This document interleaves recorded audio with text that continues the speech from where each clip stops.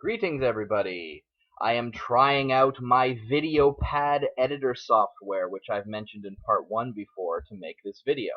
It also helps because I can test a bunch of practice videos. I've been fiddling with this for 10 minutes to get the microphone levels right and the speaker levels right. I've been testing to see how well I can show you a picture on my phone as a way to incorporate various kinds of audio and video into the presentation as well. I would like to try to do some more things with this in the future, but I am limiting this to an informative discussion about a topic of my choosing, which I think is a very interesting topic, and that topic is gardening. At our school, one of the major things that we do try to work on is creating school clubs for these students who generally don't have a lot of connection to the rest of the city because they are new to the country. So one of the things that we try to do with Garden Club, which I have founded and am the president of, is to use the school space to do something fun. On the third floor of our building, we have a rooftop terrace, which for the previous 15 years had lain completely dormant. Most of the stuff was dead. I asked the school if they would let me start the club and to remove all of the old plants, and they did. So that was great. So this is the second year we've run Garden Club. And to me, this is where the interest lies because I am really interested in gardening, and I do feel like it's something that I can instill interest in with the other students.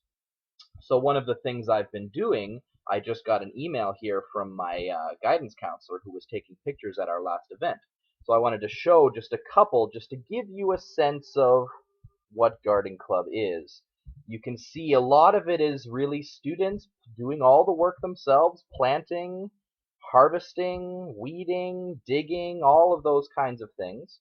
I teach them all of the steps of gardening. We start with getting some seedlings and plants that we plant in the soil around April, and then usually late April, early May. This year was a late spring.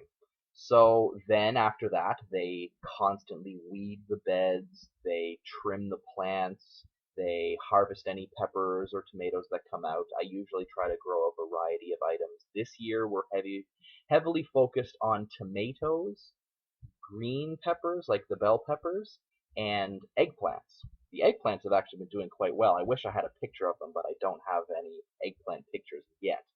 These are the pictures from the last session. Once a month we have a meeting on Saturdays. Students can earn volunteer hours by coming to join the club, and they all seem to really enjoy it. So I'll show you a few more here before I move on. Kind of get my fingers right against the screen there. You can see there's me sort of in the middle of everything while there's a bunch of people milling around. I'm usually the one sort of informing people what they should be doing, how they should be doing it, all of those kinds of things. I don't do a lot of the work, I mostly do the teaching. But the students do seem to really enjoy it. They do keep coming back. That's a good thing, at least I think. So a lot of what Garden Club is to me is something special that I can pass on to the students, and it's something I have a passion for anyway. I live in an apartment building right now, so I don't have a garden here. So having one at school is my outlet.